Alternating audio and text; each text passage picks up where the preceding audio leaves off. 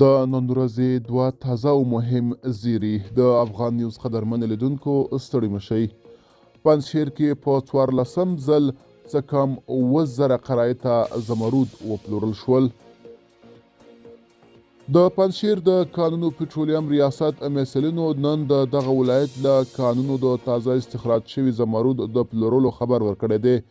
د دغه ولایت د کانونو پټرولیم رئیس محمد قاسم امیري وایي چې د 14 ځل لپاره د هیواد پر سوداګرو 6,800 قرایې ته زمرود د 217,000 او 250 ډالرو په ارزښت د کانونو د څارنې کمیټې د سیمهییزو چارواکو او سوداګرو په شتون کې د داوطلبۍ له لارې وپلورل شول. امیري زیاته کړه چې تر دې وړاندې هم د هیواد پر سوداګرو 2,818 قرایې ته زمرود د 296,000 او 250 ډالرو په ارزښت پلورل شوي وو.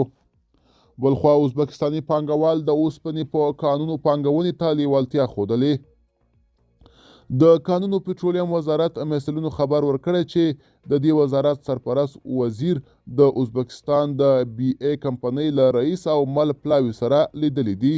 د یاد وزارت د مسؤلینو په خبره په دې لیدنه کې د دې کمیټې رئیس په افغانستان کې د کانونو په ځانګړې توګه د اوسپنې په کانونو پانګونې ته لیوالتیا ښودلې ده.